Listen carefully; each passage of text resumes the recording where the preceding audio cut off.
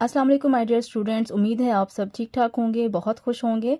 आज हम डिस्कस करेंगे क्लासिफिकेशन ऑफ एंजाइम्स के बारे में। एंजाइम की क्लासिफिकेशन का मेथड जो है वो आपकी 2 बुक्स के अंदर है। ये टॉपिक आपकी बायोकेमिस्ट्री में भी है और यही टॉपिक आपकी फार्माकोग्नोजी में भी है। फ़र्क सिर्फ ये है, फार्माकोग्नोजी में एंजाइम्स को क्लासिफाई करने के 2 मेथड्स दिए हुए हैं। एक है ओल्ड मेथड और एक है न्यू मेथड। ठीक है, जो ओल्ड मेथड है वो सिर्फ फार्माकोग्नोजी में मेंशन है, बायोकेमिस्ट्री में मेंशन नहीं है। जबकि जो न्यू मेथड है ये दोनों में मेंशन है। ये आपके पास कोग्नोजी में भी मेंशन है और ये आपके पास बायोकेमिस्ट्री में भी मेंशन है। तो अगर आप इसको कहीं से भी कर लेंगे तो आपकी दोनों बुक्स के टॉपिक कवर हो जाएंगे। बट अगर आप ओल्ड मेथड करना चाहते हैं तो डेफिनेटली आपको कोग्नोजी की बुक जो है वो खोलनी पड़ेगी। आज हम डिस्कस करेंगे ओल्ड मेथड के बारे में कि ओल्ड मेथड क्या होता है और हम इसको क्यों इस्तेमाल करते थे और ये किस तरह से यूज़ किया जाता है।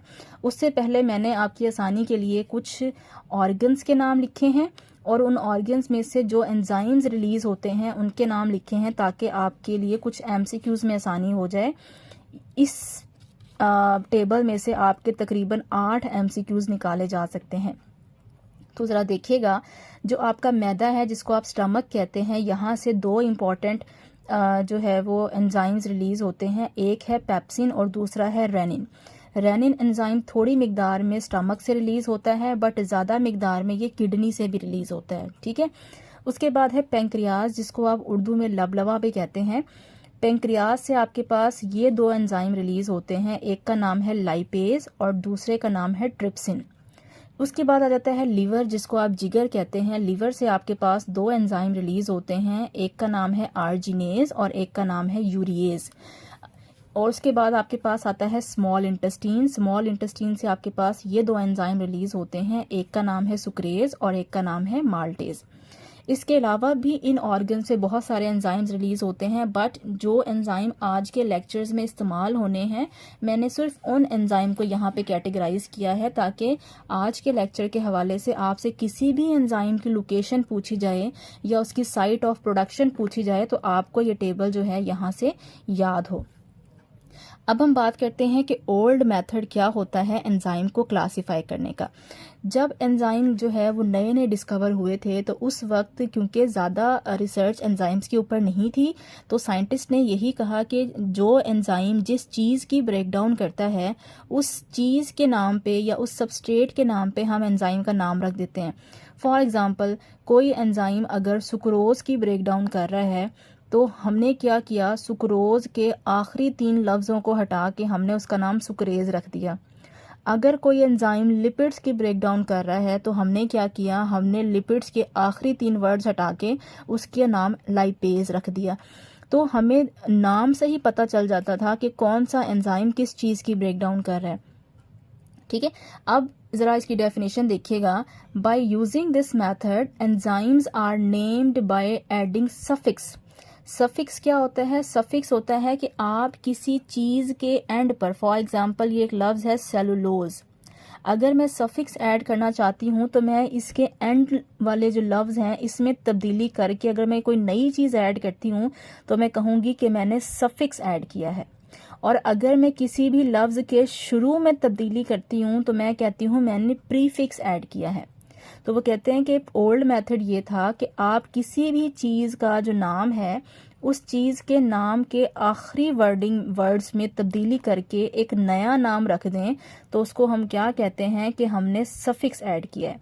और आपने ऐड क्या करना है, आपने उस चीज़ के नाम के एंड पे ASE जो है वो ऐड करना है।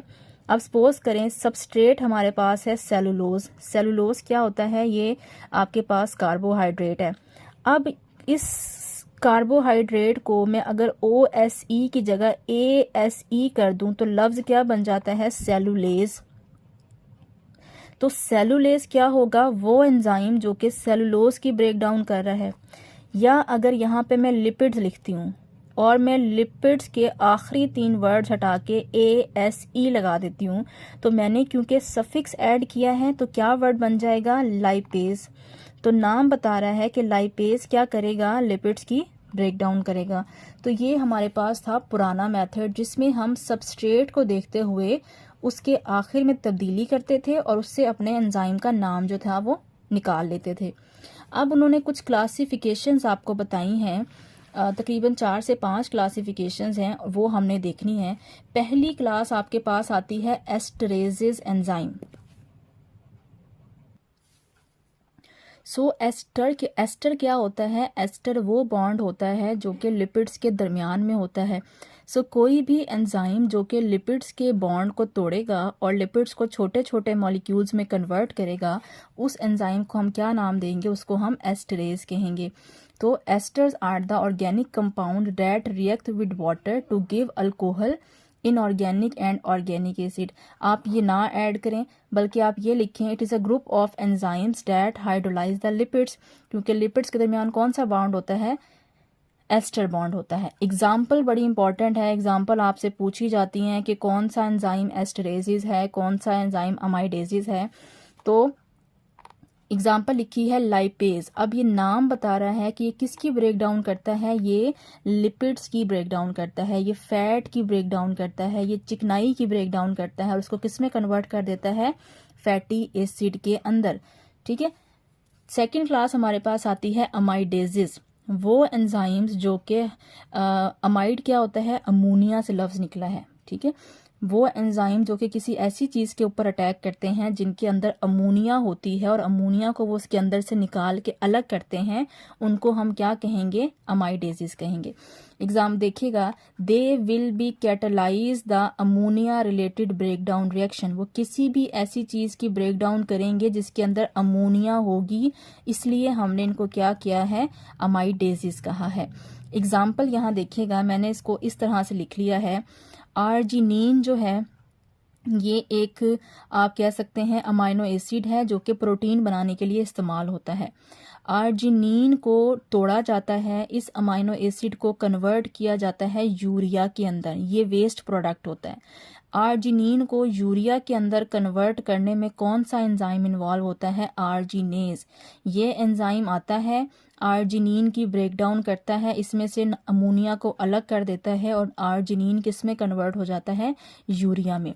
फिर जब यूरिया बनता है तो यूरिया को तोड़ने के लिए एक और एंजाइम आता है, उसको आप कहते हैं यूरिएज। यूरिएज क्या करता है? इस यूरिया की ब्रेकडाउन करता है और उसको कन्वर्ट करता है अमोनिया प्लस कार्बन डाइऑक्साइड में।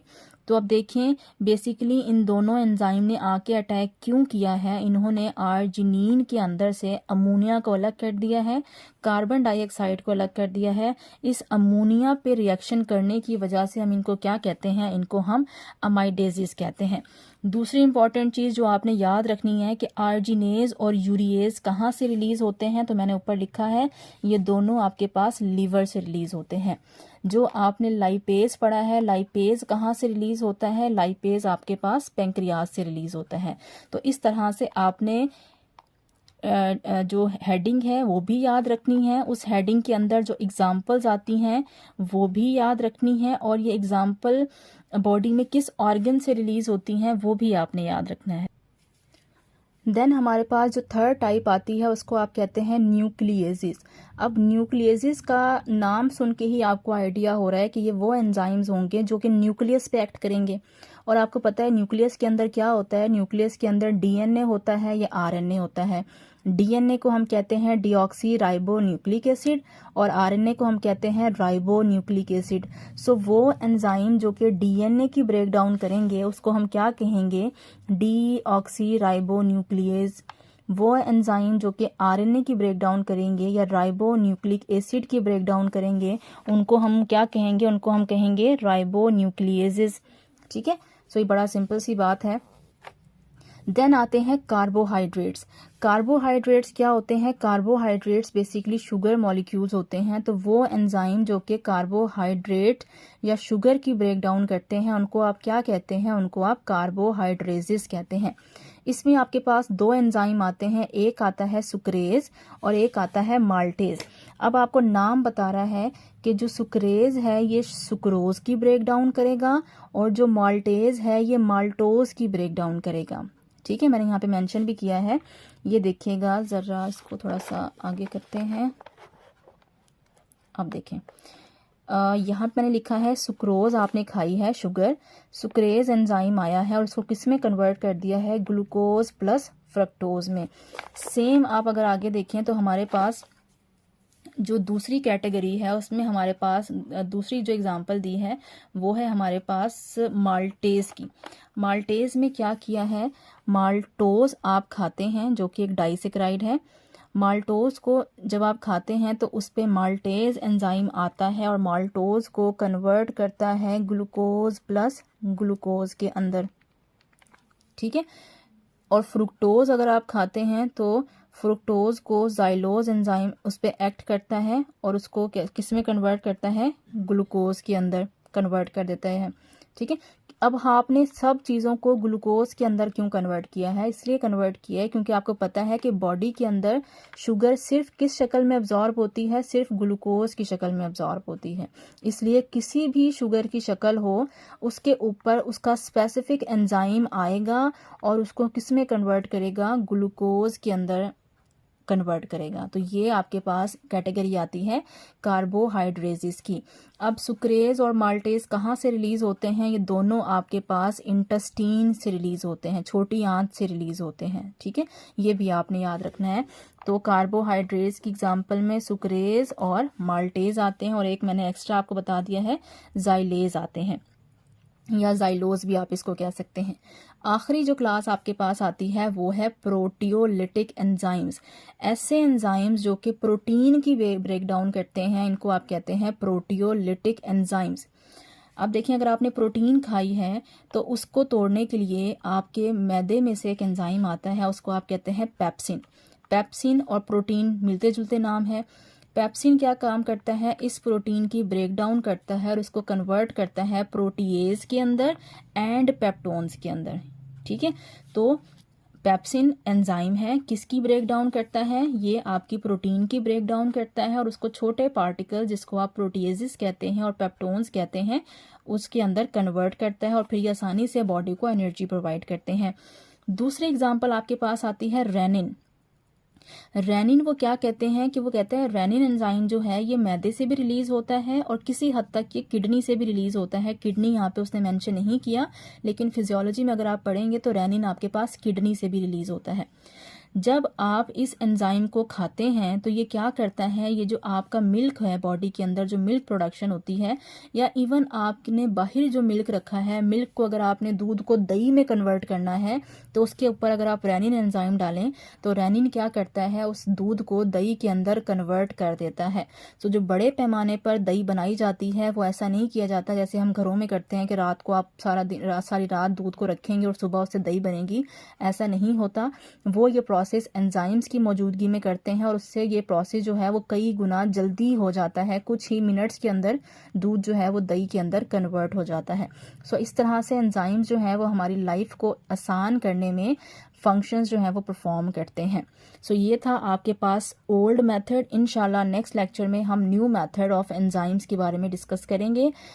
आई होप ये लेक्चर आपके लिए बेनिफिशियल रहा होगा। जो जो MCQs थे, जो जो मेन पॉइंट्स थे वो मैंने आपको सारे इसमें क्लियर कर दिए हैं। आपने तमाम की हेडिंग अच्छे से याद करनी है, उसकी एग्जांपल्स अच्छे से याद करनी है और कौन सा एंजाइम किस जगह से रिलीज होता है ये भी आपने अच्छे से याद करना है।